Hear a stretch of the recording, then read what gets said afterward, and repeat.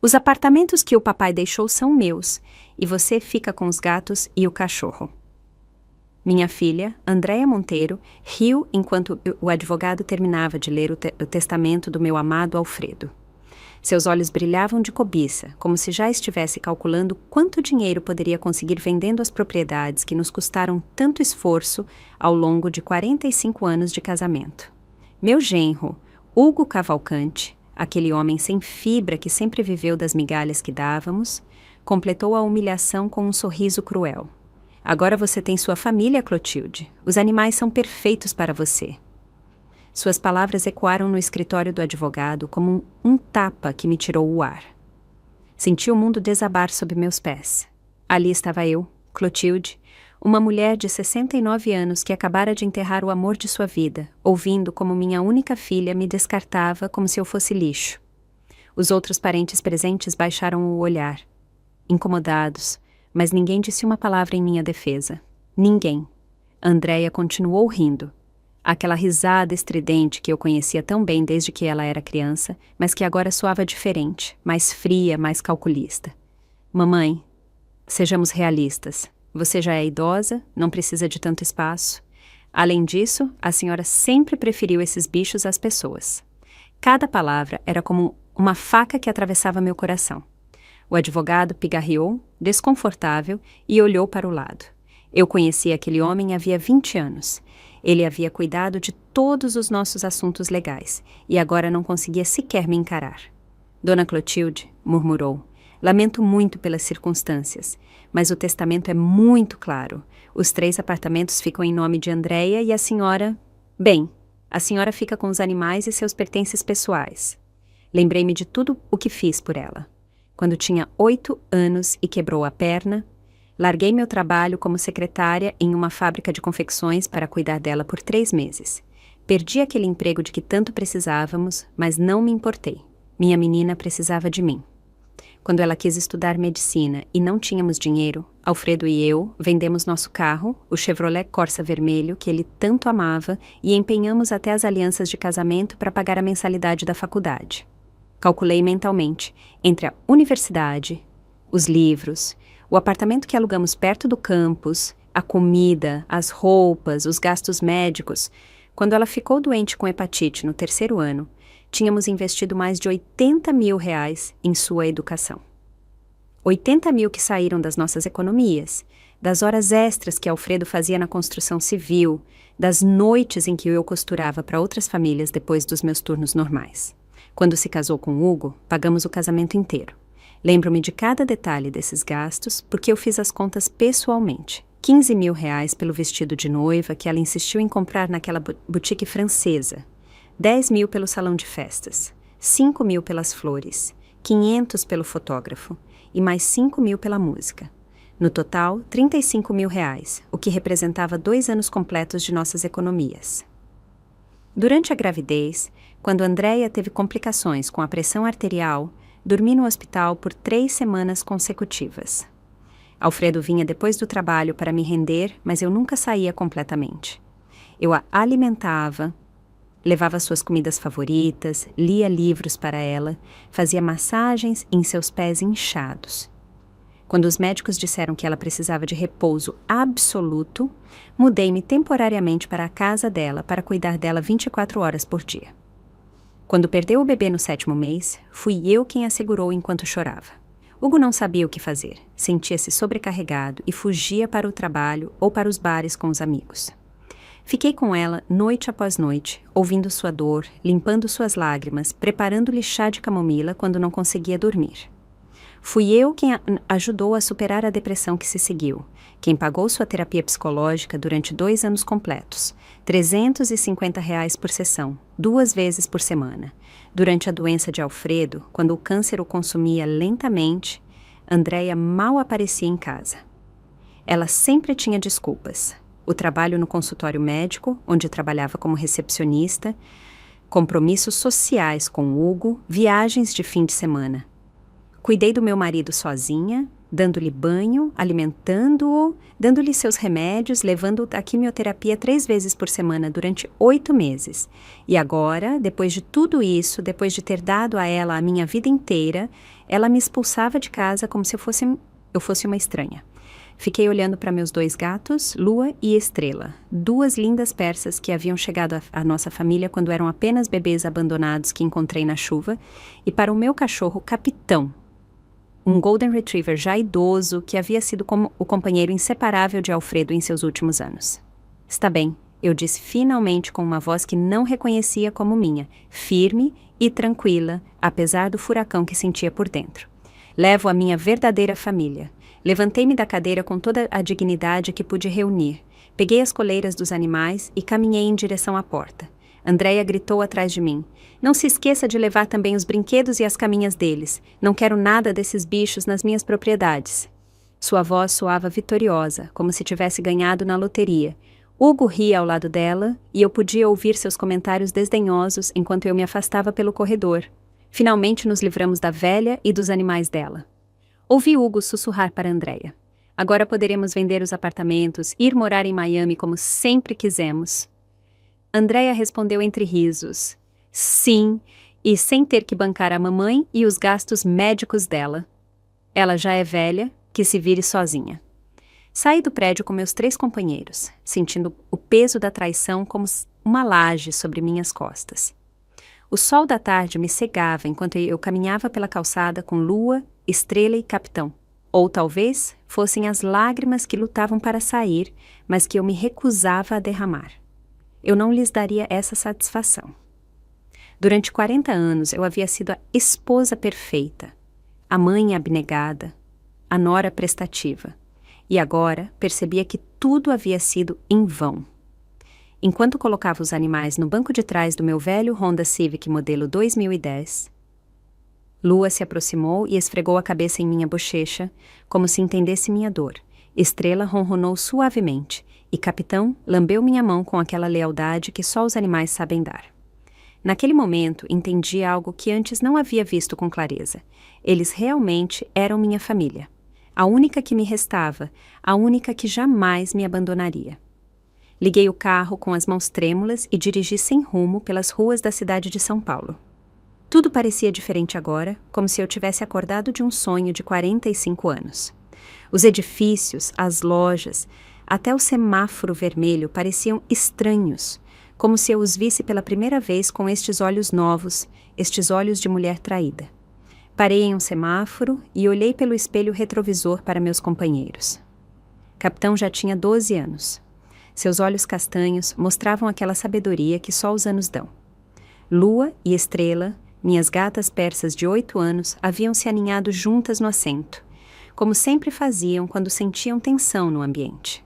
Eles haviam sido testemunhas silenciosas de tudo, das discussões entre Andréia e eu, das vezes em que ela vinha em casa pedindo dinheiro, das noites em que Alfredo e eu ficávamos acordados, nos preocupando com o futuro dela. Lembrei-me da primeira vez que Andréia trouxe Hugo Cavalcante para casa. Eu havia preparado o jantar favorito dele, frango ao molho de cogumelos, e havia comprado vinho chileno que custava R$ 250 a garrafa, um luxo que não podíamos nos permitir, mas que fiz por ela. Hugo chegou com 2 horas de atraso sem se desculpar e durante todo o jantar só falou de dinheiro, de quantos os médicos ganhavam, dos carros de luxo que queria comprar, das casas nos bairros exclusivos.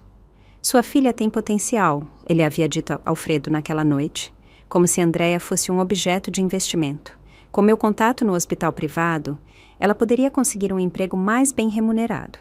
Claro, precisaria fazer alguns cursos de especialização, mas são apenas R$ 20.000. E eu, como uma boba, havia concordado, pensando que ele realmente a amava e queria o melhor para ela. Durante os 5 anos de namoro, Hugo nunca teve um emprego estável. Ele sempre tinha projetos, ideias de negócios que exigiam investimento inicial. Alfredo lhe emprestou dinheiro 3 vezes. R$ 10.000 para um negócio de venda de carros usados que nunca prosperou, 5.000 para um curso de informática que ele abandonou na metade e outros 5.000 para capital de giro de uma empresa de limpeza que durou exatamente 2 meses. Nunca nos devolveu um centavo. Quando Alfredo perguntava pelo dinheiro, Hugo sempre tinha desculpas. O negócio está crescendo lentamente. Preciso reinvestir os lucros. Mês que vem, sem falta. E Andréia sempre o defendia. Papai, o senhor tem que dar tempo a ele. Hugo é muito inteligente, só precisa da oportunidade certa. Depois do casamento, as coisas pioraram. Hugo conseguiu um emprego como vendedor de seguros, mas nunca durava mais de 6 meses em cada empresa. A culpa era sempre dos chefes, dos colegas invejosos, do mercado difícil. Enquanto isso, Andréia trabalhava como recepcionista em um consultório médico, ganhando mal R$ 2.500 por mês. Mas Hugo a convenceu de que ele cuidaria das grandes despesas. Claro, as grandes despesas éramos nós que pagávamos. Quando o carro deles quebrou, vieram pedir a Alfredo R$ 7.000 para o conserto. Quando Hugo quis mudar de carreira e estudar marketing digital, precisava de R$ 4.000 para o curso. Quando se mudaram para um apartamento maior, porque precisavam de espaço para o bebê que viria, o depósito de garantia de R$ 3.800 saiu das nossas economias. Durante a gravidez de Andréia, Hugo desapareceu emocionalmente. Saía com os amigos todas as noites. Chegava bêbado e Andréia chorava no telefone comigo. Mamãe, não sei o que fazer. Ele diz que a gravidez me deixou muito sensível, que ele precisa se distrair para não ficar estressado. E eu, como sempre, defendia a família. Os homens às vezes ficam nervosos com a primeira gravidez, meu amor. Vai passar quando o bebê nascer. Mas o bebê nunca nasceu. Aos 7 meses, Andréia desenvolveu pré-eclâmpsia grave e os médicos tiveram que fazer uma cesariana de emergência. O pequeno Alfredo, assim o chamaríamos em homenagem ao avô, pesou apenas 1 quilo e lutou durante 3 dias na unidade de terapia intensiva antes de fechar seus olhinhos para sempre. Durante esses 3 dias infernais, não me afastei do hospital. Hugo apareceu no primeiro dia, chorou um pouco para as câmeras e depois desapareceu. Tinha assuntos urgentes de trabalho que não podia adiar. Andréia estava destroçada, com o corpo cheio de hormônios e o coração partido. E fui eu quem a consolou, quem falou com os médicos, quem tomou as decisões difíceis. Depois do funeral, que também pagamos porque Hugo alegou que o plano de saúde não cobria despesas funerárias, Andréia caiu em uma depressão profunda. Não queria sair da cama, não comia, não tomava banho. Hugo, em vez de apoiá-la, começou a reclamar. Não posso viver assim, Clotilde. Ela não faz nada em casa, não cozinha, não limpa. Eu trabalho o dia todo e chego para encontrar esta bagunça. Então, comecei a ir à casa dela todos os dias. Limpava, cozinhava, lavava a roupa e, pouco a pouco, ajudei Andréia a se levantar. Procurei um psicólogo, o Dr. Ricardo Marques, que cobrava R$ 350 por sessão. Durante 2 anos, 2 vezes por semana, levei Andréia à terapia. R$ 2.800 por mês que saíam da pensão de Alfredo e do meu pequeno trabalho de meio período limpando escritórios. Agora, dirigindo pelas ruas com meus únicos companheiros fiéis, calculava mentalmente tudo o que havíamos gasto em Andréia e Hugo Cavalcante durante esses anos. Não menos que R$ 250 mil entre estudos, empréstimos jamais pagos, emergências médicas, presentes e gastos com o casamento. R$ 250 mil que representavam as economias de toda a nossa vida, o fruto de 45 anos de trabalho honesto e sacrifício. E assim ela me havia pagado, expulsando-me de casa como um cachorro velho, rindo de mim na frente de estranhos, humilhando-me no pior momento da minha vida. Mas enquanto acariciava a cabeça de capitão no semáforo seguinte, uma estranha sensação de liberdade começou a crescer em meu peito. Pela primeira vez em décadas, eu não tinha que me preocupar com Andréia, com os problemas dela, com as lágrimas falsas, com os constantes pedidos de dinheiro. Dirigi até o pequeno apartamento de um quarto que havíamos alugado na semana anterior, quando intuí que este momento chegaria. Era um lugar modesto em um bairro tranquilo de Belo Horizonte, mas tinha um pequeno pátio onde os animais poderiam correr. Custava R$ 1.500 por mês, quase a metade da minha pensão, mas era a única coisa que eu podia pagar agora que sabia que Andréia nunca mais me ajudaria. Enquanto tirava os poucos pertences que havia conseguido empacotar antes da leitura do testamento, percebi algo libertador. Pela primeira vez em anos, eu podia tomar decisões apenas para mim. Não tinha que perguntar a ninguém se podia comprar comida para gatos ou se capitão precisava ir ao veterinário. Não tinha que ouvir reclamações sobre pelos de animais nos móveis ou sobre o custo de suas vacinas. Naquela primeira noite em meu novo lar, enquanto Lua e Estrela exploravam cada canto do apartamento e capitão se instalava em sua caminha favorita, recebi uma ligação de Andréia. Sua voz soava doce, fingidamente preocupada. Mamãe, como a senhora está? Já encontrou onde ficar? Estou bem, Andréia, respondi secamente. Não devia explicações a quem havia me humilhado publicamente. Houve um silêncio constrangedor do outro lado da linha. Ela esperava que eu suplicasse, que pedisse perdão, que implorasse por um lugar para dormir, mas esses tempos haviam acabado. Olha, mamãe. Ela continuou com aquela voz manipuladora que eu conhecia tão bem. Eu estive pensando, talvez eu tenha sido um pouco dura com a senhora hoje. É que a dor pela morte do papai está me deixando muito sensível. Por que a senhora não vem jantar amanhã? Podemos conversar como pessoas civilizadas. Eu sabia exatamente o que ela estava fazendo. Andréia havia calculado quanto custaria me manter e, com certeza, Hugo havia lhe mostrado que era mais barato me ter morando com eles como empregada gratuita do que pagar por uma diarista. Mas eu não era mais a mesma mulher ingênua da manhã. Não, obrigada, respondi firmemente. Estou muito confortável aqui com a minha família. E desliguei o telefone. Senti uma satisfação estranha, como se tivesse tirado um peso de cima de mim. Era a primeira vez em 40 anos que eu havia dito não a Andréia sem dar explicações. Os dias seguintes foram de adaptação.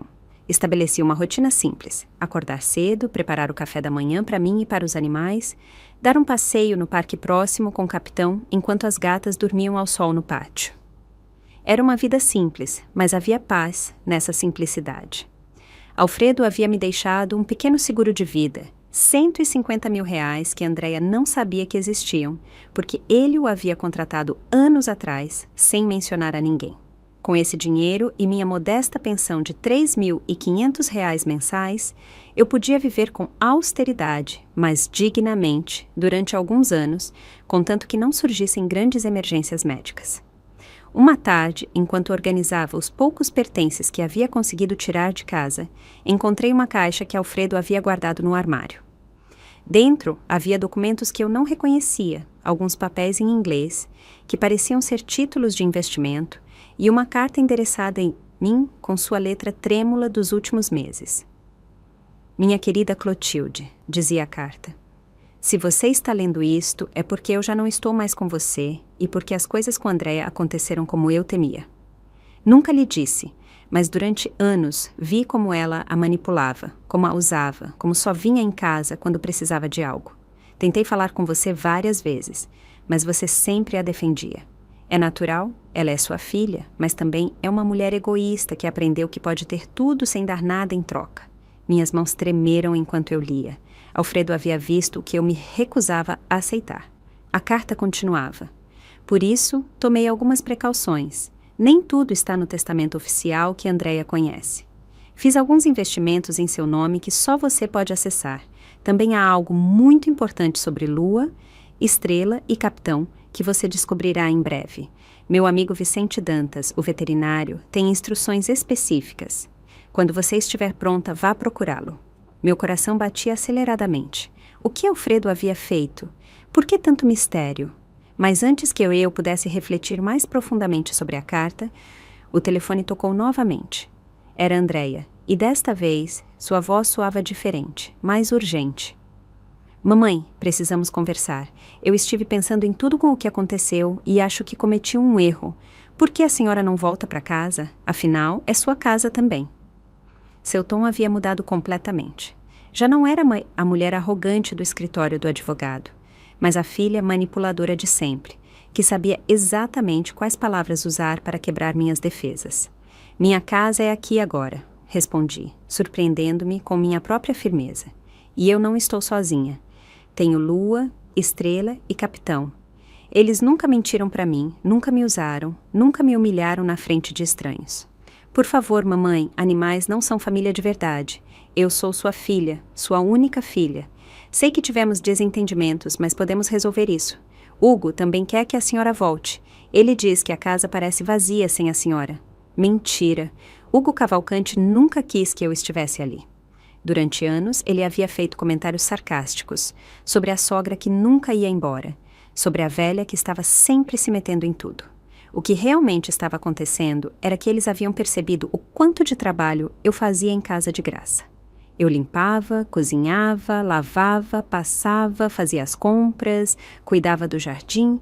Andréia, eu disse com uma voz que nunca havia usado com ela, fria e definitiva. Ontem você me deixou muito claro qual é o meu lugar na sua vida. Você disse que os animais eram minha única família, e você tinha razão. Eles são minha família, e eu estou feliz com eles. Mas mamãe, a senhora não pode viver sozinha. O que vai acontecer se ficar doente? Quem vai cuidar da senhora? Como vai pagar os gastos médicos com sua pensão miserável? Aí estava a verdadeira Andréia. Assim que não conseguia o que queria por bem, saíam os insultos e as ameaças disfarçadas de preocupação. Eu me viro, respondi simplesmente. Durante 45 anos, me virei para cuidar de todos vocês. Acho que posso cuidar de mim mesma e de 3 bichinhos. Desliguei o telefone e me sentei na minha pequena sala com Lua no meu colo e Estrela aos meus pés, enquanto o capitão descansava a cabeça sobre meus sapatos.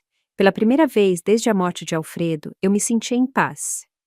Não era a vida que eu havia sonhado para meus anos dourados, mas era minha vida, e ninguém mais podia tirá-la de mim ou manipulá-la segundo suas conveniências.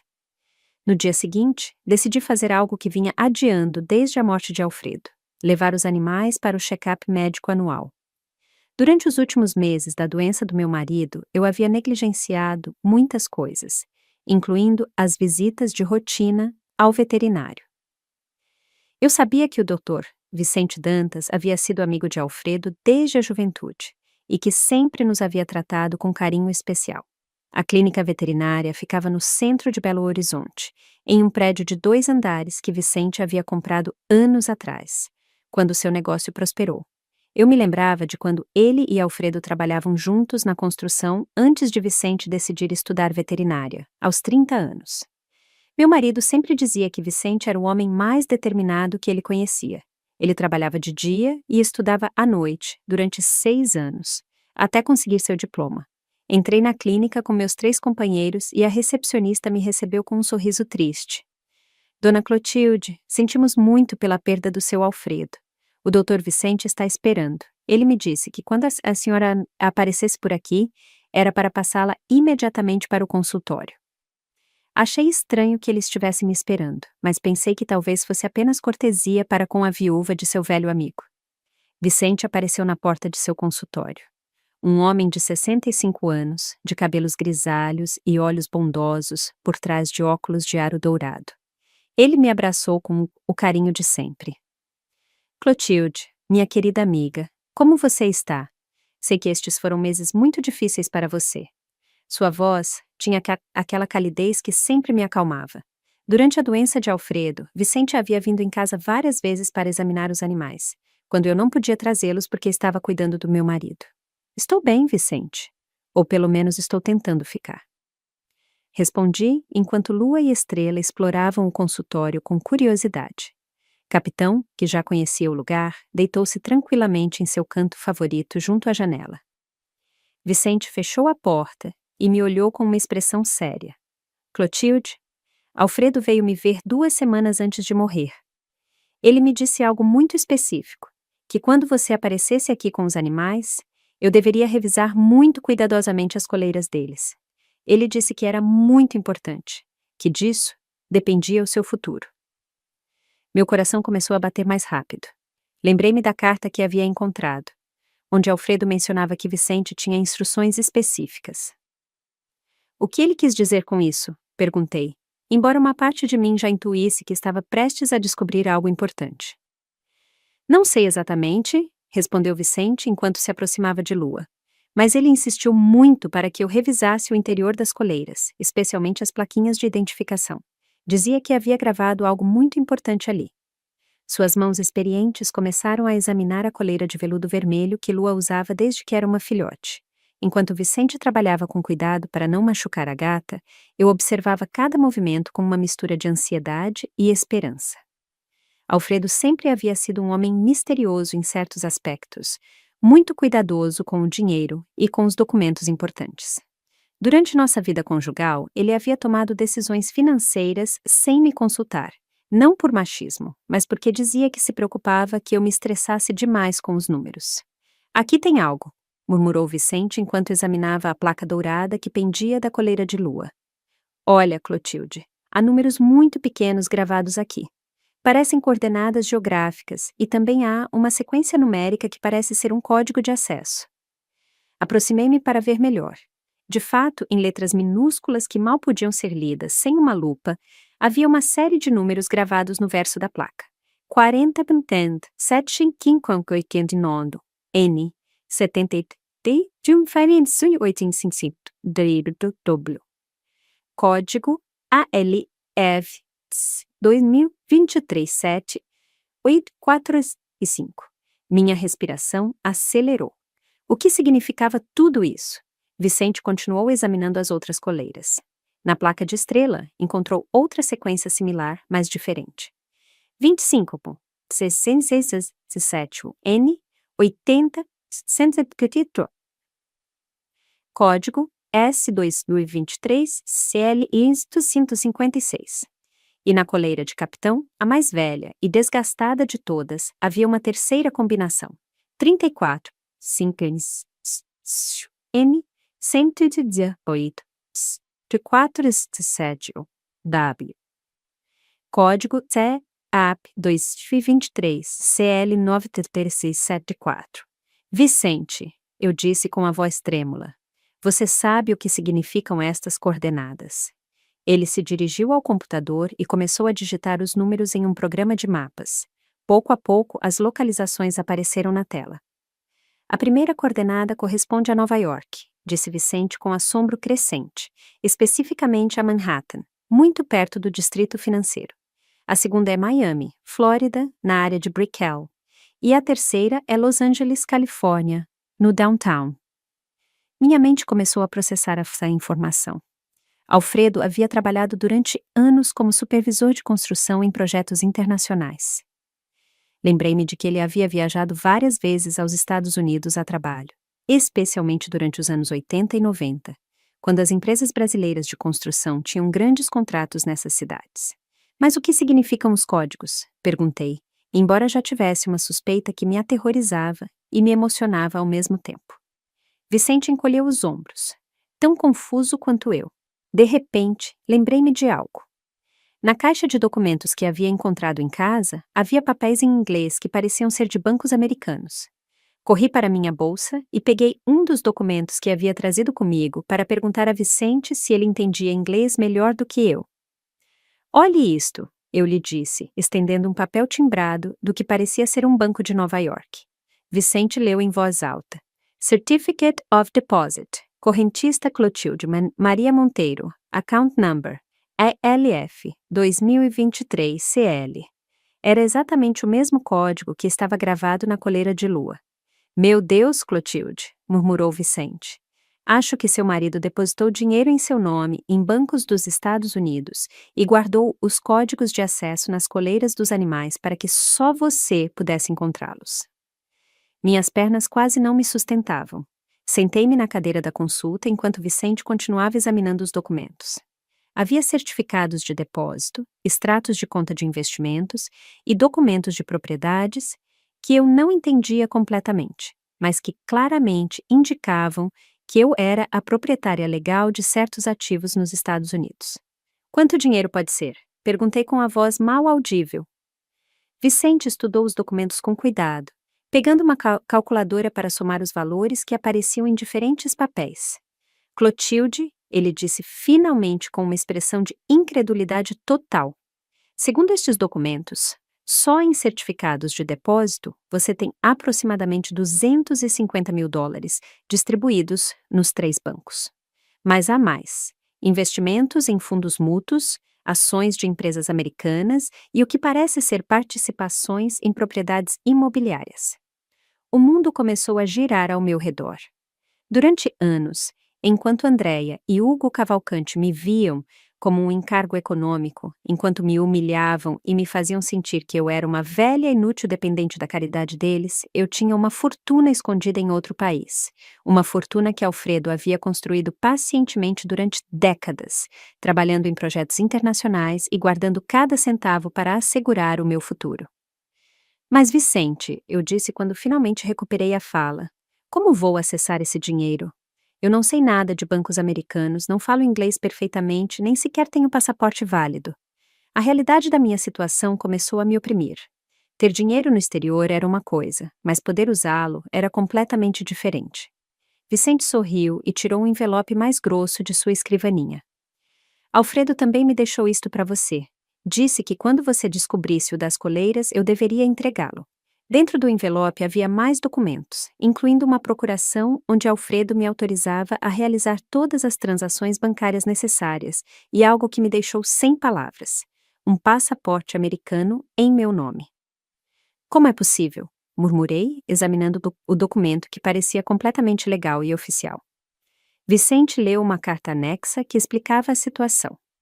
Aparentemente, durante os anos em que Alfredo trabalhou em projetos de construção nos Estados Unidos, ele havia iniciado um processo de residência legal do qual nunca me contou. Eu figurava como sua esposa dependente, e depois de anos de trâmites silenciosos, havíamos obtido a residência permanente. Clotilde, segundo estes documentos, você tem direito legal a viver e trabalhar nos Estados Unidos.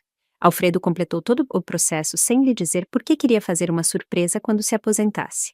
O plano era se mudar para Miami juntos quando ele completasse 70 anos. As lágrimas começaram a rolar pelo meu rosto. Meu marido havia planejado nosso futuro até o último detalhe, inclusive prevendo que algo poderia acontecer com ele antes da hora. Durante as horas seguintes, Vicente me ajudou a entender a magnitude do que Alfredo havia feito. Ele não só havia economizado dinheiro em bancos americanos, mas havia comprado participações em vários projetos imobiliários. Havia um apartamento de 2 quartos em um edifício de Miami que estava completamente pago e em meu nome. Havia ações em empresas de tecnologia que haviam crescido exponencialmente nos últimos anos. O valor total dos seus ativos, explicou Vicente Dantas depois de fazer cálculos preliminares, pode estar perto de $600 mil, talvez mais. E isso sem contar o apartamento de Miami, que, segundo os documentos de avaliação mais recentes, vale aproximadamente $300 mil adicionais. $900 mil era um valor que eu não conseguia processar completamente. Durante toda a minha vida, havia vivido contando moedas, preocupando-me em pagar as contas do mês, limitando meus gastos ao mínimo indispensável. E agora, descobri que eu era rica, que tinha dinheiro suficiente para viver confortavelmente o resto da minha vida sem depender de ninguém.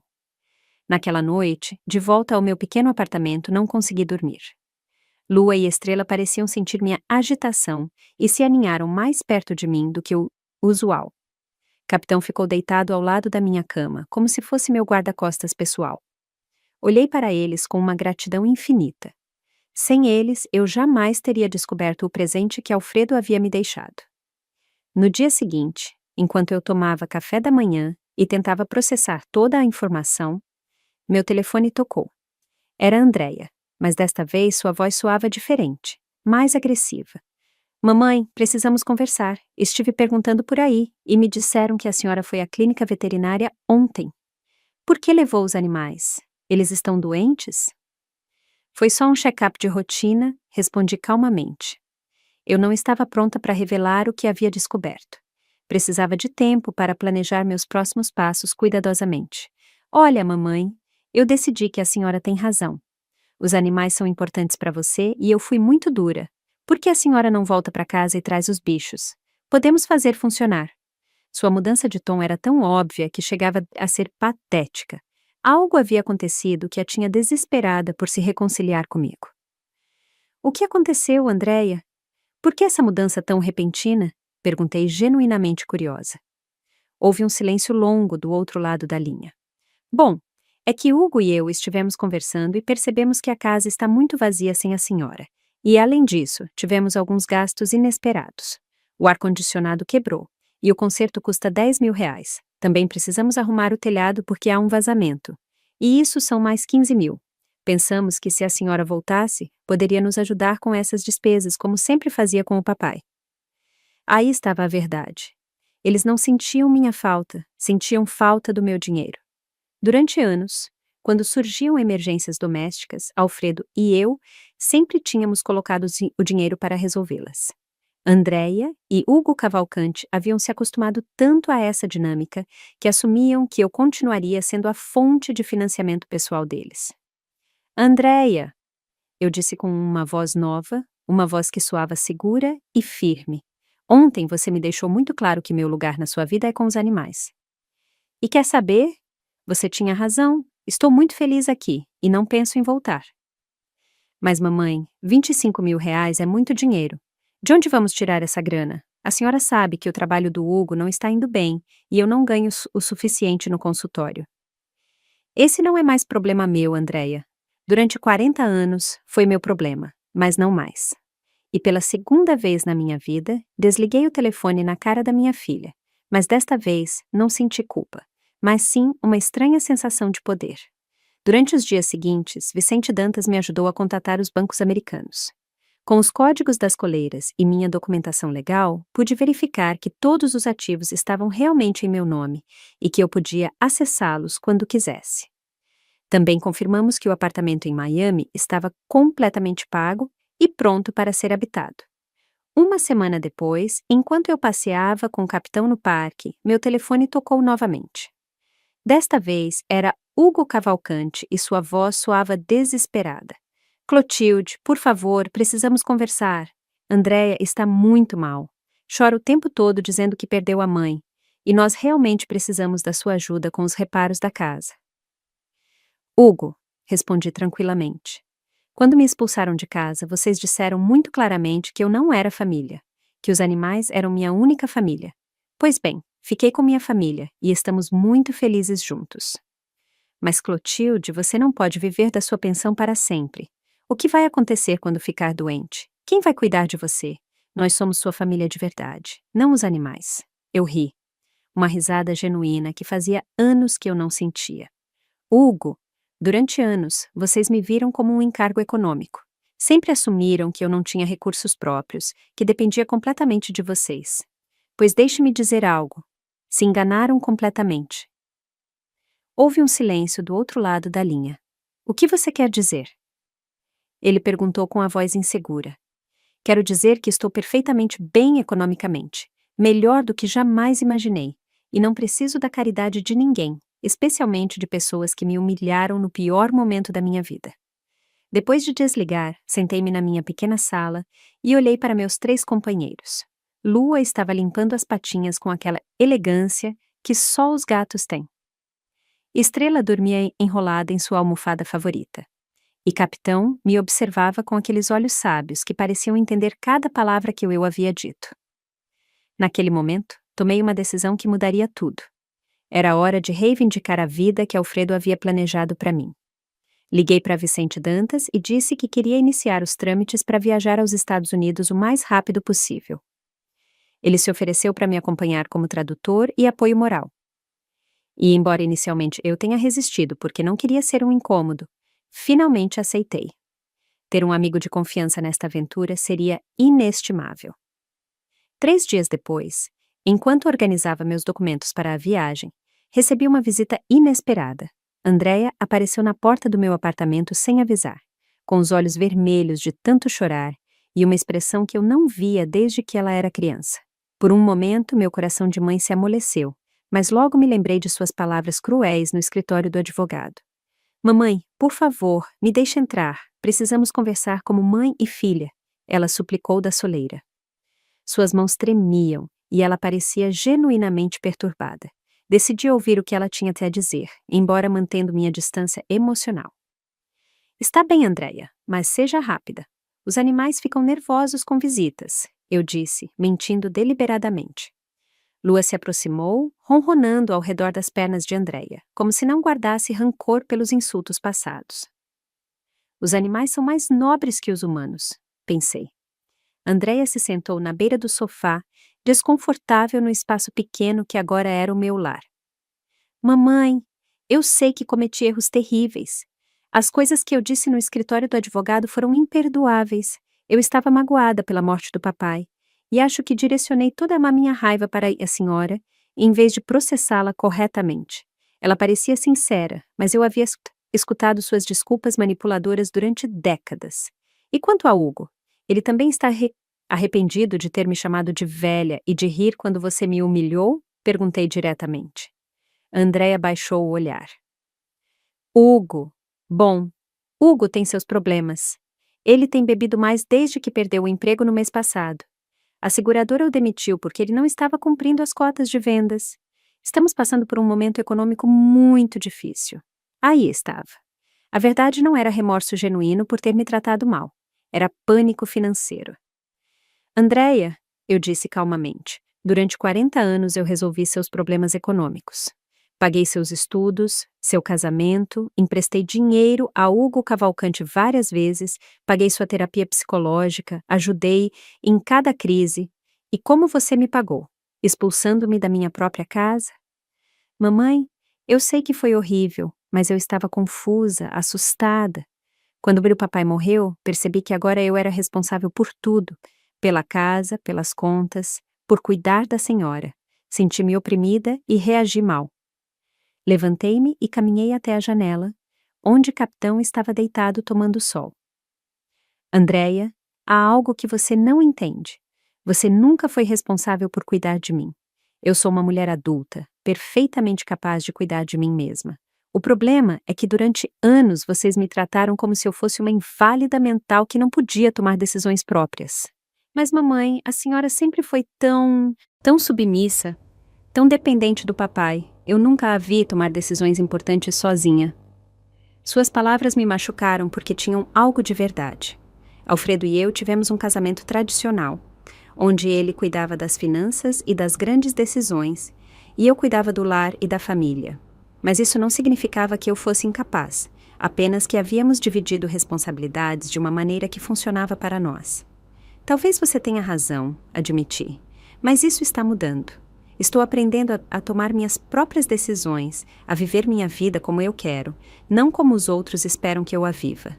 Andréia se aproximou de mim com lágrimas nos olhos. Mamãe, por favor, me dê uma oportunidade para consertar as coisas. Volte para casa.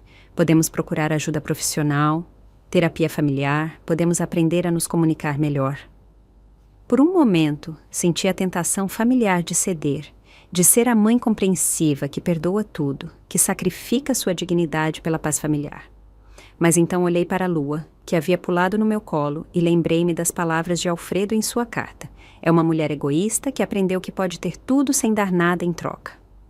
Andréia, eu disse com firmeza, agradeço que tenha vindo, mas minha decisão está tomada. Não vou voltar para uma situação onde sou tratada como cidadã de segunda classe. Aqui sou feliz, tenho paz e, pela primeira vez em anos, tenho controle sobre minha própria vida. Sua expressão mudou rapidamente de súplica para frustração. Mas, mamãe, isso é ridículo. A senhora não pode viver sozinha para sempre. E não me diga que esses animais vão cuidar da senhora quando estiver doente. Os animais me deram mais amor incondicional nestes dias do que você nos últimos anos. Respondi sem levantar a voz. E quanto a estar sozinha, prefiro minha solidão digna à companhia humilhante de vocês. Andréia se levantou bruscamente, e por um momento vi a menina birrenta que ela havia sido décadas atrás, quando não conseguia o que queria. Está bem, se a senhora quer ser uma velha amargurada vivendo com gatos, o problema é seu, mas não venha chorar quando perceber que cometeu o maior erro da sua vida. Ela saiu batendo a porta, o que fez Estrela acordar assustada. Fiquei ali, acariciando meus bichos, e percebi algo libertador. As palavras dela não me feriam mais como antes. Era como se eu tivesse desenvolvido uma armadura emocional que me protegia de suas manipulações. Naquela noite, liguei para Vicente e disse que queria acelerar os planos de viagem. Vicente, quero ir para Miami na próxima semana.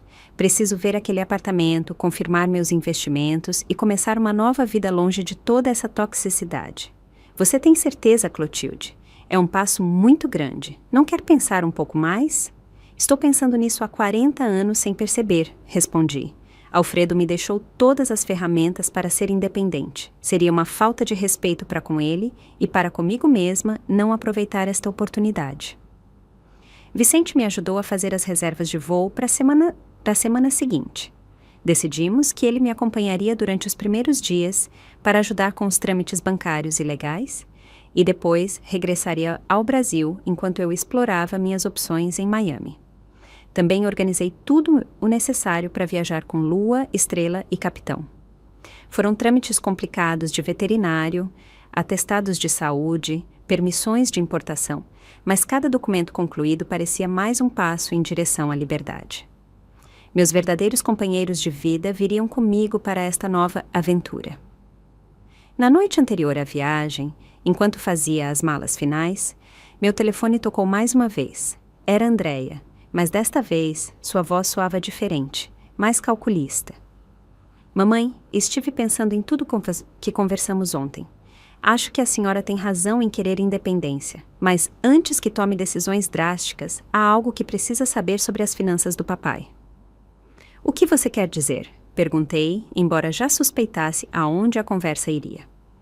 Bom, Hugo andou revisando alguns documentos que o papai tinha guardados e parece que há algumas dívidas que não conhecíamos. Dívidas que, tecnicamente, poderiam afetar qualquer herança ou ativo que ele tenha deixado para a senhora. Mentira. Pura manipulação desesperada. Andréia, os únicos ativos que me interessam são meus animais e minha dignidade, e esses ninguém pode tocar. Mas, mamãe, se houver problemas legais com a herança, a senhora pode perder até sua pensão. Não acha que seria melhor voltar para casa, onde podemos protegê-la? Desliguei o telefone e o apaguei completamente. Amanhã eu estaria em um avião rumo a Miami, rumo à minha nova vida, e nada nem ninguém ia me deter. O voo para Miami foi a primeira vez na minha vida que eu viajava de avião sem Alfredo. Vicente sentou-se ao meu lado, enquanto Lua, Estrela e Capitão viajavam na cabine de carga, em seus transporters especiais. Durante as 4 horas de voo, não pude deixar de pensar em como toda a situação era surreal. Há apenas 2 semanas, eu era uma viúva dependente vivendo da caridade da minha filha. E agora voava para os Estados Unidos para reivindicar uma fortuna que eu nem sabia que existia. Quando chegamos ao aeroporto de Miami, o calor úmido me atingiu como um tapa, mas havia algo no ar, algo diferente que me fazia sentir leve. Talvez fosse a sensação de estar em um lugar onde ninguém me conhecia como a pobre viúva de Alfredo ou a sogra que nunca ia embora. Aqui eu era simplesmente Clotilde Monteiro, uma mulher com passaporte americano e uma nova oportunidade de vida. O primeiro passo foi ir ao banco no distrito financeiro de Brickell. Vicente me acompanhou como tradutor, embora eu tenha descoberto que meu inglês de escola era melhor do que eu lembrava. O gerente do banco, o Sr. Thompson, um afro-americano de uns 50 anos com um sorriso caloroso, revisou toda a minha documentação com cuidado. Senhora Monteiro, ele me disse em um espanhol surpreendentemente bom. Seu marido foi muito inteligente. Durante os últimos 15 anos, ele depositou regularmente dinheiro em certificados de depósito que estiveram ganhando juros compostos. Seu saldo atual neste banco é de $86 mil. $86 mil em um único banco. Era mais dinheiro do que eu havia visto junto em toda a minha vida, mas o Sr. Thompson não havia terminado. Também tenho instruções específicas que seu marido deixou. Ele me pediu que, quando a senhora aparecesse, eu lhe explicasse sobre os investimentos automatizados que estabeleceu em seu nome. Ele me mostrou documentos que detalhavam investimentos em fundos mútuos, ações de empresas de tecnologia e títulos do governo americano. Durante anos, Alfredo havia estado investindo metodicamente, reinvestindo os lucros e construindo um portfólio que agora valia aproximadamente $250 mil. Seu marido era muito conservador, continuou o Sr. Thompson, mas também muito inteligente. Ele diversificou seus investimentos e nunca arriscou mais de 10% em investimentos especulativos. É um portfólio muito sólido para uma pessoa da sua idade. Quando saímos do banco, Vicente me abraçou com lágrimas nos olhos. Clotilde, Alfredo realmente te amava. Tudo isso ele fez pensando em você, no seu futuro, para que você nunca tivesse que depender de ninguém. O passo seguinte era ver o apartamento. Ele ficava em um edifício de 20 andares em Brickell, com vista para o mar. Quando o porteiro me entregou as chaves e subimos para o 18º andar, eu não podia acreditar no que via. Era um apartamento de 2 quartos, 2 banheiros, com uma sala ampla, cozinha moderna e uma varanda com vista espetacular para a Baía de Miami. Os móveis estavam cobertos com lençóis brancos, como se alguém tivesse preparado o lugar para uma longa ausência. Havia uma carta de Alfredo sobre a minha mesa de jantar, endereçada a mim com sua letra familiar. Minha querida Clotilde, dizia a carta, se você está lendo isto neste apartamento, significa que finalmente descobriu o presente que eu preparei. Durante anos, sonhei em trazê-la para cá, para que vivêssemos nossos anos dourados vendo o mar, longe das pressões familiares e das responsabilidades que nos sobrecarregaram por décadas. Lamento não ter podido fazer esta viagem com você, mas espero que encontre aqui a paz e a felicidade que tanto merece. Os gastos de manutenção do apartamento estão pagos adiantadamente pelos próximos 5 anos e há dinheiro suficiente em suas contas para viver confortavelmente o resto da sua vida. Por favor, seja feliz. Eu te amo para sempre, Alfredo. Chorei como não chorava desde o funeral dele, mas desta vez não eram lágrimas de dor, mas sim de gratidão imensa para com o homem que havia dedicado os últimos anos de sua vida a assegurar minha independência e minha dignidade.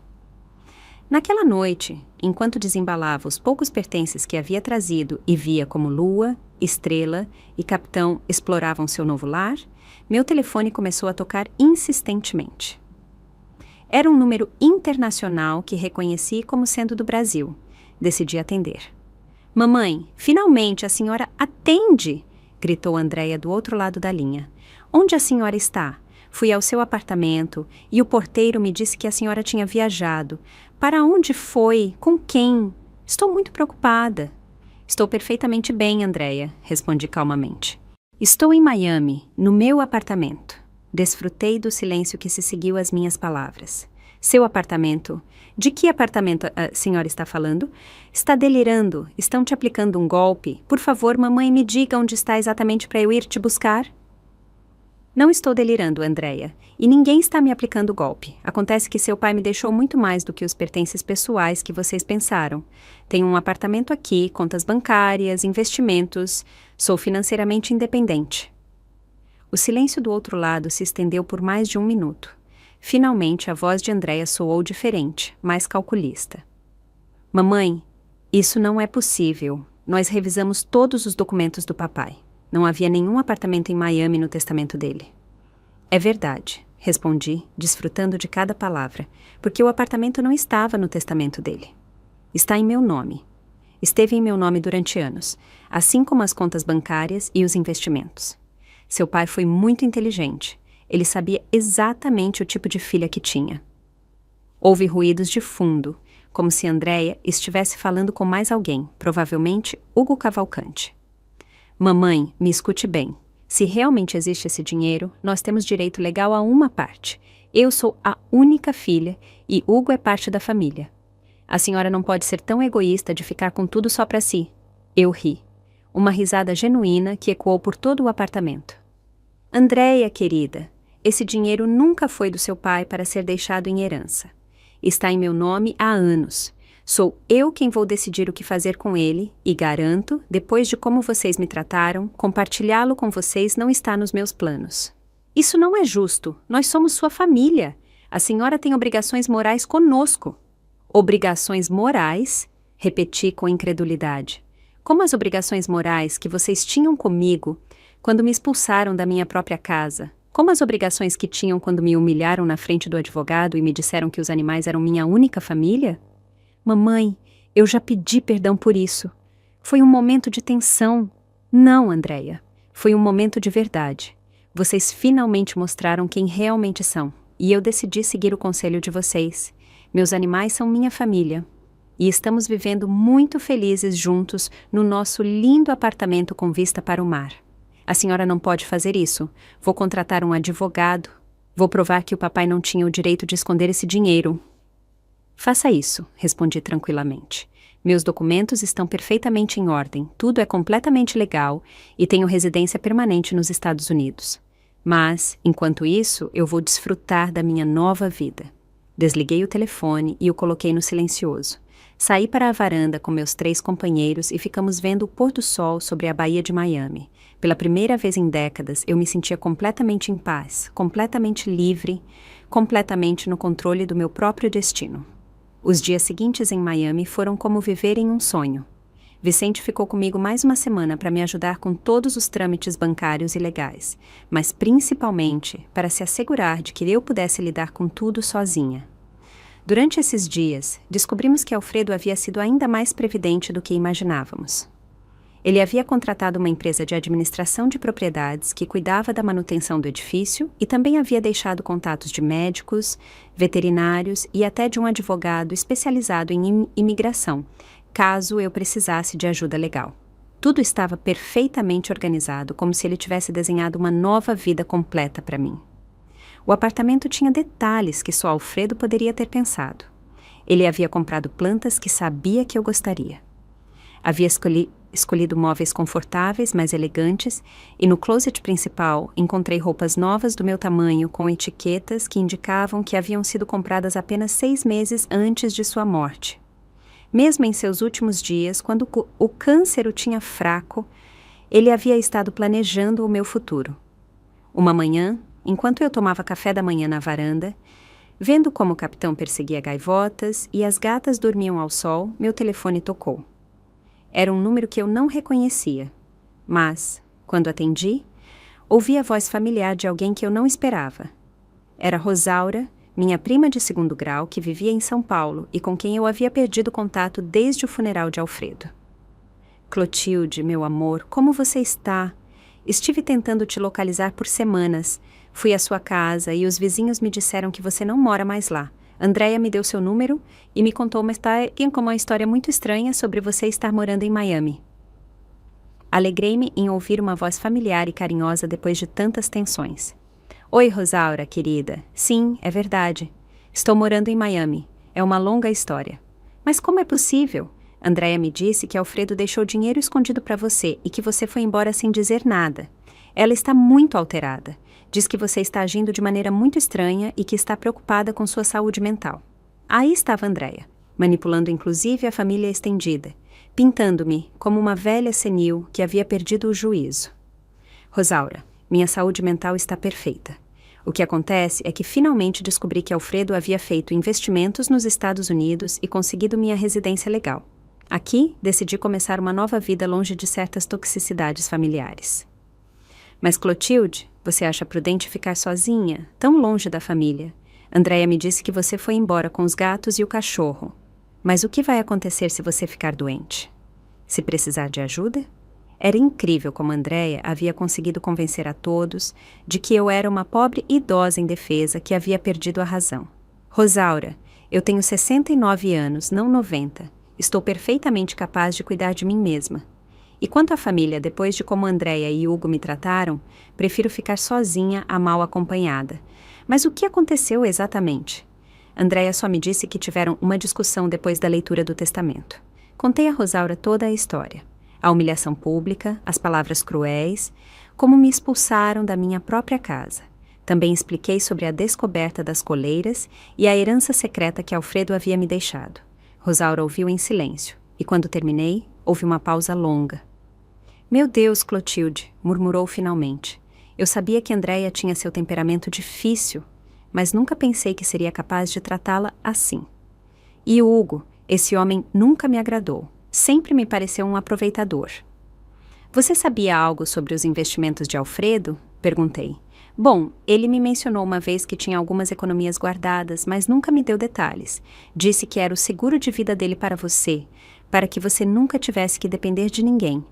Fico feliz em saber que ele cumpriu sua promessa. Essa conversa com Rosaura me tranquilizou. Era bom saber que pelo menos uma pessoa da família entendia minha situação e não me julgava por ter tomado as rédeas da minha vida. Ela prometeu manter contato comigo e não revelar meu endereço exato a Andréia. 2 dias depois, Vicente Dantas regressou ao Brasil e eu fiquei oficialmente sozinha na minha nova vida, mas não me sentia sozinha. Eu tinha lua, estrela e capitão. Tinha a liberdade de fazer o que quisesse, quando quisesse, e pela primeira vez em décadas, tinha segurança econômica sem depender de ninguém. Estabeleci uma rotina que me enchia de paz. Acordava cedo e passeava com o capitão no calçadão da Bahia. Tomava café da manhã na varanda, enquanto as gatas tomavam sol. Ia ao supermercado, ao banco, a conhecer a vizinhança. À tarde, lia livros que havia comprado em português em uma livraria local. E, à noite, via filmes ou falava ao telefone com Rosaura e outros parentes que gradualmente foram se reconectando comigo. Mas a paz não durou muito. Uma tarde, quando regressava de comprar comida para os animais, o porteiro do edifício me entregou uma carta registrada que havia chegado do Brasil. Era de um escritório de advogados de São Paulo, representando Andréia Monteiro de Cavalcante. A carta era uma demanda formal, questionando minha capacidade mental para gerir grandes ativos financeiros. Andréia alegava que eu estava sofrendo de demência senil, que havia sido vítima de um golpe internacional e que precisava de uma tutela legal para proteger meus interesses. Ela pedia que um juiz brasileiro congelasse todos os meus ativos até que eu pudesse demonstrar minha competência mental mediante avaliações psicológicas. Minhas mãos tremeram enquanto eu lia o documento. Andréia não só havia me traído emocionalmente, agora estava tentando me destruir legalmente. Ela queria me declarar mentalmente incompetente para poder controlar meu dinheiro como minha tutora legal. Liguei imediatamente para o advogado que Alfredo havia recomendado em Miami, o Dr. Eduardo Gomes, um cubano-americano especializado em direito internacional. Quando expliquei a situação, ele se mostrou indignado. Senhora Monteiro, isto é uma manobra desesperada e sem fundamento legal. Seus ativos estão nos Estados Unidos. A senhora tem residência legal aqui e nenhum tribunal brasileiro tem jurisdição sobre suas finanças americanas. Além disso, para provar incompetência mental, eles teriam que demonstrar que a senhora está tomando decisões irracionais com seu dinheiro. E se mudar para um apartamento que já era seu, não é irracional. Mas, doutor, eles podem criar problemas legais, podem fazer com que eu seja deportada ou algo assim. Não se preocupe, vamos responder a esta demanda agressivamente e vamos tomar medidas preventivas para proteger seus ativos. Também sugiro que a senhora faça uma avaliação psicológica voluntária com um psiquiatra certificado aqui em Miami, para ter documentação oficial de sua perfeita saúde mental. Durante os dias seguintes, enquanto o Dr. Gomes preparava a resposta legal, meu telefone não parava de tocar. Andréia ligava a todas as horas, às vezes suplicando, às vezes ameaçando, às vezes fingindo preocupação maternal. Mamãe, por favor, entenda que estou fazendo isto para o seu bem. A senhora não pode gerir tanto dinheiro sozinha. Podem te roubar, podem se aproveitar da senhora. Eu só quero protegê-la. Andréia, respondi com uma voz que a cada dia soava mais segura. A única pessoa que se aproveitou de mim durante anos foi você. E agora que finalmente sou independente, você tenta tirar essa independência de mim com mentiras legais. Não são mentiras. A senhora não está agindo racionalmente. Uma mulher da sua idade não vai sozinha para outro país com uns animais. Uma mulher da minha idade faz o que bem entende com seu dinheiro e com sua vida. Respondi e desliguei o telefone. Naquela noite, sentada na minha varanda, vendo as luzes de Miami se refletirem na água, acariciando lua enquanto Estrela brincava com uma bolinha e Capitão dormia a meus pés, percebi algo fundamental. Pela primeira vez na minha vida, eu estava lutando por mim mesma, não pelos outros. E isso me dava uma força que eu não sabia que tinha. A batalha legal mal começava, mas eu tinha algo que Andréia não tinha. A verdade, a lei do meu lado e a determinação de uma mulher que havia descoberto seu próprio poder. A avaliação psicológica que fiz com o Dr. Peterson, um psiquiatra forense recomendado pelo meu advogado, foi uma experiência reveladora. Durante 3 horas, respondi a perguntas, resolvi quebra-cabeças e falei sobre minha vida, minhas decisões e meus planos futuros. No final, o Dr. Peterson me olhou com um sorriso. Senhora Monteiro, a senhora tem a mente mais clara e as ideias mais organizadas do que muitos pacientes que vejo com a metade da sua idade. Não só não há sinais de demência ou deterioração cognitiva, como a senhora demonstra uma notável capacidade de adaptação e tomada de decisões racionais. Suas escolhas de vida recentes demonstram maturidade emocional e excelente julgamento prático.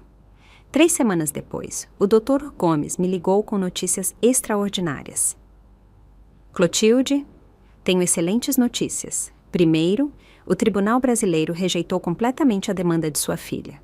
Eles não têm jurisdição sobre ativos americanos de uma residente legal americana. Segundo, e isto é o melhor, apresentamos uma contrademanda por difamação e assédio legal. Sua filha terá que pagar nossos honorários legais, que ascendem a R$40 mil, mas as surpresas não terminaram aí. Também recebi comunicação do banco onde a senhora tem seus investimentos. Suas ações de tecnologia tiveram um crescimento excepcional nos últimos meses. Seu portfólio agora vale aproximadamente $400 mil, quase o dobro do que calculamos inicialmente.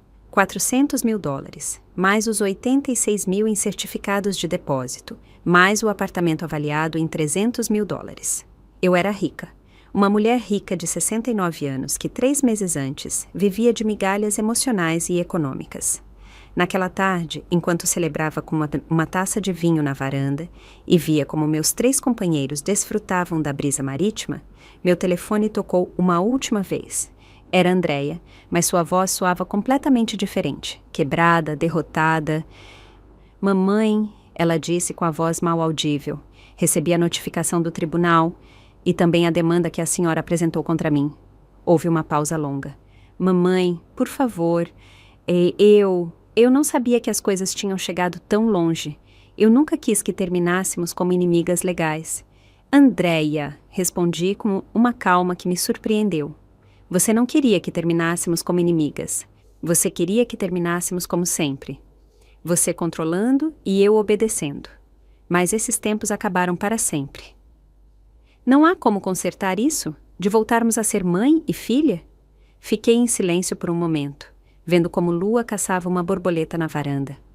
Andréia, você matou essa relação no dia em que me humilhou na frente do advogado. Você decidiu que os animais eram minha única família. Pois bem, aceitei seu conselho e descobri que você tinha razão. Eles são minha família, minha verdadeira família. E o dinheiro? Você vai ficar com tudo só para você? O dinheiro é meu, Andréia. Sempre foi meu. Seu pai foi sábio o suficiente para colocá-lo em meu nome porque sabia exatamente o tipo de pessoa que você é. E sim, vou ficar com tudo. Vou usar este dinheiro para viver a vida que ele sonhou para mim, a vida que mereço depois de 45 anos de sacrifícios. Mas, mamãe, Hugo perdeu o emprego, estamos endividados. A casa precisa de reparos que custam milhares de reais. A senhora não se importa que sua própria filha esteja passando dificuldades? Levantei-me da minha cadeira e caminhei até a beira da varanda, de onde podia ver toda Miami iluminada. Andréia, durante 40 anos, suas dificuldades foram minhas dificuldades. Suas dívidas foram minhas dívidas. Seus problemas foram meus problemas. Mas você decidiu que eu já não era parte da sua família.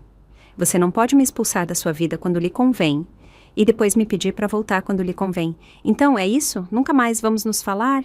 Nunca mais vou ver minha mãe? Pela primeira vez em toda a conversa, senti um pingo de tristeza. Apesar de tudo, Andréia continuava sendo a menina que eu havia criado, a filha a quem eu havia amado incondicionalmente, mas também era a mulher que havia me traído da maneira mais cruel possível.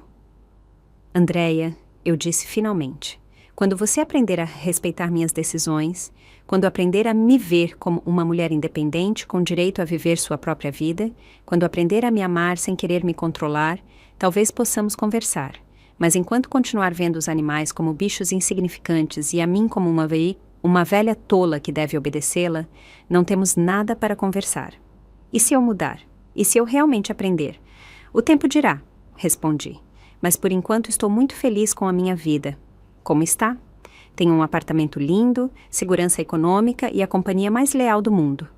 Eu disse, olhando para Capitão, que havia vindo colocar a cabeça no meu joelho. Desliguei o telefone e me sentei novamente na minha cadeira. O sol se punha sobre a baía de Miami, pintando o céu com cores que eu nunca havia visto tão intensas. Lua se aninhou no meu colo. Estrela se esticou em sua almofada favorita e Capitão se deitou a meus pés, como o guardião fiel que sempre havia sido. 6 meses depois, enquanto eu escrevia em meu diário pessoal na mesma varanda, refleti sobre tudo o que havia mudado. Eu havia feito aulas de inglês e agora podia me comunicar perfeitamente com meus vizinhos americanos. Eu havia feito amigas no grupo de leitura da biblioteca local. Eu havia adotado mais 2 gatos, resgatados de um abrigo, porque tinha espaço e amor suficiente para todos. Meus investimentos haviam continuado a crescer, e o Dr. Gomes havia me ajudado a estabelecer um fundo fiduciário para garantir o cuidado de todos os meus animais pelo resto de suas vidas. Também havia começado a doar regularmente para abrigos de animais, porque finalmente entendia que o amor verdadeiro se multiplica quando é compartilhado com aqueles que realmente o valorizam. Andréia havia ligado mais 2 vezes nestes meses. Uma vez para me informar que havia se divorciado de Hugo Cavalcante, que aparentemente havia começado a beber mais depois que perderam a esperança de acessar meu dinheiro. A segunda vez, para me dizer que havia começado terapia psicológica para entender por que havia sabotado a relação com a mãe. Eu lhe desejei o melhor em ambas as ocasiões, mas mantive meus limites. O perdão, aprendi, não significa regressar a padrões tóxicos. Significa se libertar do rancor sem sacrificar a dignidade. Enquanto terminava de escrever em meu diário naquela noite, olhei para meus 5 companheiros felinos e caninos. Todos resgatados, todos amados, todos parte da minha verdadeira família. Alfredo tinha razão. Eles nunca mentiriam para mim, nunca me trairiam, nunca me usariam para seus próprios fins egoístas. Obrigada, meu amor. Sussurrei ao vento que vinha do mar, dirigindo minhas palavras ao homem que havia me dado a liberdade mais preciosa de todas. A liberdade de ser eu mesma, sem desculpas, sem medo, sem limites impostos por aqueles que supostamente me amavam. E pela primeira vez desde que me lembrava, adormeci sentindo que a vida mal estava começando. Que, aos 69 anos, eu havia encontrado finalmente meu lar, minha paz e minha verdadeira família. Uma família que me amava exatamente como eu era e que nunca me pediria para ser diferente para merecê-los. A história terminava, mas minha vida apenas começava. 2 anos se passaram desde que cheguei a Miami com Lua, Estrela e Capitão em busca de uma nova vida. Nesta manhã, enquanto preparava o café da manhã na minha cozinha com vista para o mar, parei para observar como a luz do sol se infiltrava pelas janelas, criando padrões dourados sobre o piso de mármore. É nestes momentos de quietude que mais reflito sobre o caminho que me trouxe até aqui. A mulher que eu era há 2 anos já não existe.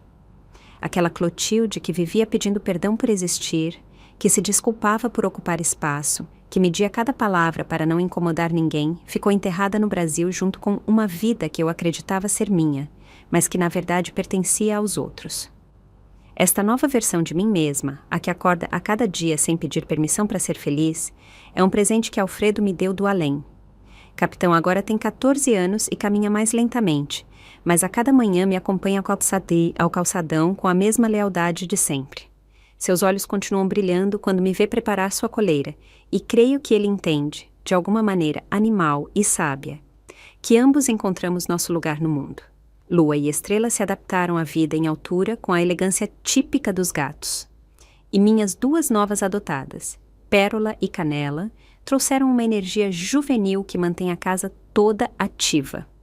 O dinheiro, que no início me parecia uma cifra abstrata e irreal, se transformou em uma ferramenta de liberdade. Não apenas a liberdade econômica de não me preocupar com as contas do mês, mas a liberdade emocional de tomar decisões baseadas no que eu quero fazer e não no que os outros esperam que eu faça. Eu doei mais de R$250 mil para abrigos de animais nos últimos 2 anos e cada cheque que assino parece um ato de rebeldia contra a mulher mesquinha e temerosa que eu fui por décadas. Também descobri prazeres simples que nunca havia me permitido. Fazer aulas de pintura às terças-feiras à tarde, onde minhas colegas de classe americanas me ensinaram tanto sobre a vida depois dos 70 quanto sobre técnicas de aquarela.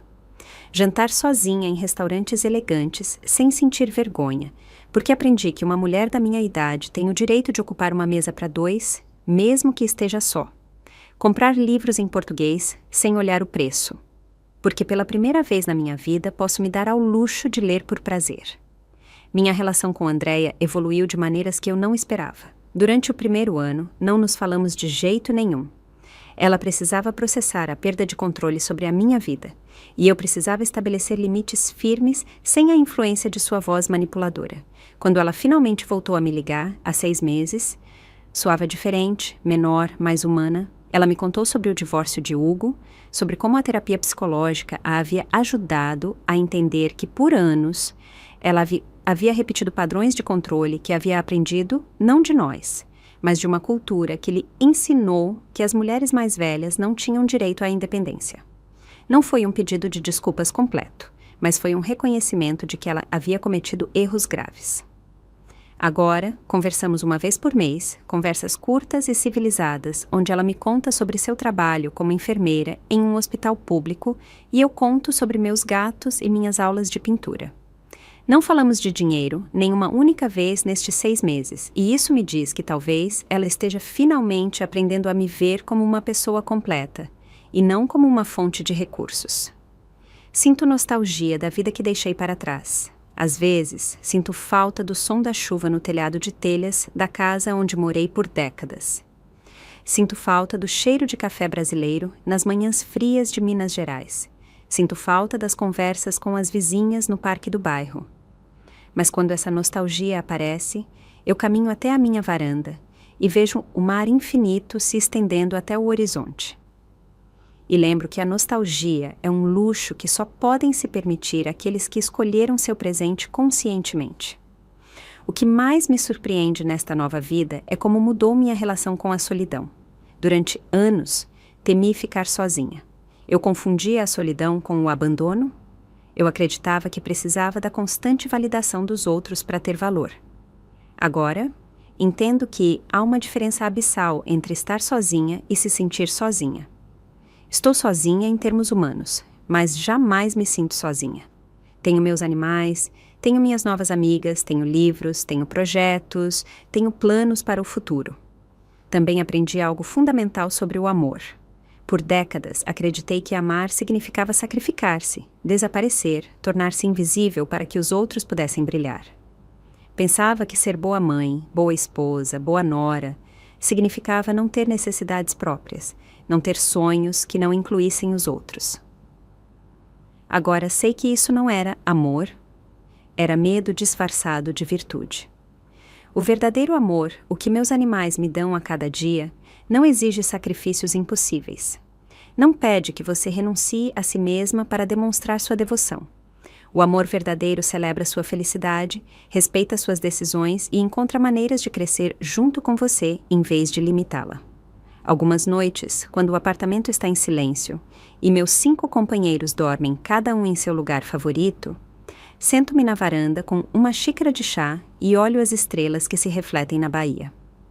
Nesses momentos, falo com Alfredo, não como uma viúva que se agarra ao passado, mas como uma mulher agradecida que honra o presente que ele lhe deu. A oportunidade de descobrir quem ela realmente era por baixo de todas as máscaras que havia usado por décadas. Obrigada por me conhecer melhor do que eu mesma me conhecia. Digo ao vento salgado. Obrigada por saber que eu precisava desta oportunidade de ser livre, mesmo quando eu não sabia que precisava.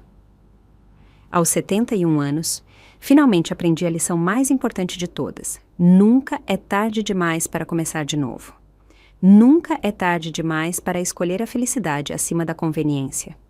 Nunca é tarde demais para descobrir que a família verdadeira não é a que os laços de sangue te impõem, mas a que você escolhe com o coração. E enquanto escrevo estas reflexões em meu diário, com lua ronronando no meu colo e o som das ondas como música de fundo, sei com certeza absoluta que esta mulher que sou agora, esta Clotilde livre e completa, é a versão de mim mesma que sempre esteve esperando o seu momento para nascer. A vida, afinal, não terminou aos 69 anos, apenas começou. Gostou da minha história? Se assistiu até o fim, comenta 1. Se curtiu, pode me apoiar dando like no vídeo ou mandando uma pequena doação. No meu canal tem várias outras histórias de vida como essa. Se inscreve e confere. Coloquei 2 novas histórias na tela que todo mundo adorou. Obrigado por estar aqui. Te vejo na próxima história. Com carinho.